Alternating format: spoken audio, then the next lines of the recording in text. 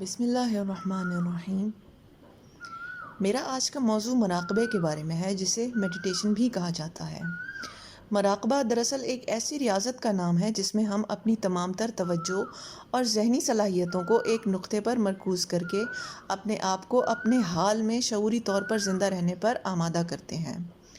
ہم جس لمحے میں رہتے ہیں، ہمارا ذہن اکثر پریشانیوں کی وجہ سے اس ایک خاص لمحے میں جینے کے بجائے اکثر ماضی کی یادوں میں یا مستقبل کے خدشات میں گھرا رہتا ہے، اور نتیجتاً ہم اس حاضر لمحے سے غافل رہتے ہیں۔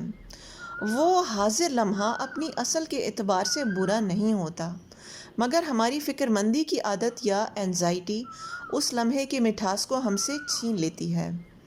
ہم اس حاضر لمحے میں جینے کے بجائے یا تو اپنے ماضی کی تلخ یادوں کا رونا روتے رہتے ہیں، یا پھر مستقبل کے ان خدشات کو سوچ سوچ کر ہلکان ہوتے رہتے ہیں جن کا شاید دور دور تک امکان بھی نہ ہو۔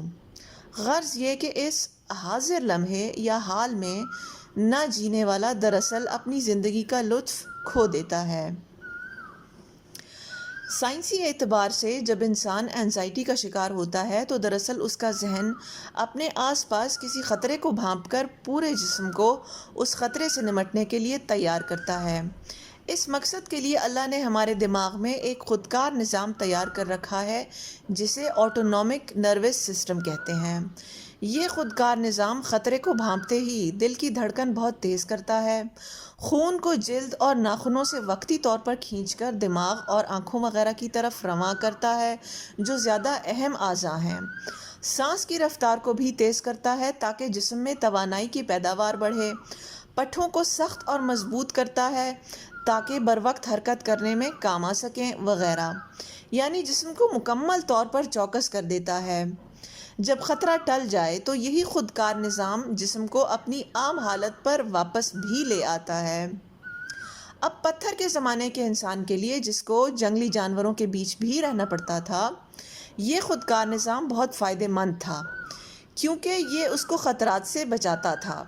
مگر آج کا انسان جو بہت محفوظ ہے، اس کا دماغ چھوٹے چھوٹے خطرات کو یا بے بنیاد خدشات کو بھانپ کر بھی اس خودکار نظام کو فوراً چالو کر دیتا ہے، اور نتیجتاً انسان کا جسم اس بے چینی کی کیفیت میں رہتا ہے۔ جب بہت عرصے تک جسم اس کیفیت میں رہنے کا عادی ہو جائے تو اسے اینزائٹی کہا جاتا ہے، اور اس پر قابو پانا ضروری ہو جاتا ہے۔ اس کا علاج عموماً ایسی دواؤں سے کیا جاتا تھا جو اس خودکار نظام کو چالو ہونے سے ہی روک دیں، مگر اس کا نقصان یہ ہوا کہ جسم ان دواؤں کا عادی ہو گیا، اور جب جب دوا بند ہوئی تو اینزائٹی کے حملے دوبارہ ہونے لگے۔ میری نظر میں مراقبہ ایک ایسا عمل ہے جو دواؤں سے زیادہ کارآمد ہے، اور اگر اس کو زندگی کا حصہ بنا لیا جائے تو اس کے دیرپا نتائج حاصل ہو سکتے ہیں۔ جدید دور کے ماہرین نفسیات آپ کو سکھاتے ہیں کہ مراقبے کے ذریعے کس طرح آپ اپنے ذہن کی طاقت سے اپنی ساری توجہ اپنی سانس پر مرکوز کرتے ہیں، شعوری طور پر اپنے جسم کے ایک ایک حصے کو آرام دے کر سکون کی حالت میں لاتے ہیں، اور سر سے لے کر پاؤں تک اپنے پورے جسم کو اس خودکار نظام کے تسلط سے آزاد کروا کر اپنی مرضی کے تابع لاتے ہیں۔ یوں بالآخر آپ اپنی اینزائٹی کو دواؤں کے بجائے خود تسخیر کر لیتے ہیں۔ آپ کے جسم کا اختیار آپ کے اپنے ہاتھ میں آ جاتا ہے، اور بیرونی خطرات یا بے بنیاد خدشات آپ کے پورے وجود کو پہلے کی طرح یرغمال نہیں کر پاتے۔ مراقبہ دراصل پرانے زمانوں سے مختلف تہذیبوں کا حصہ رہا ہے، اور اس کا مقصد انسان کو حاضر لمحے میں جینے کا فن سکھانا ہے۔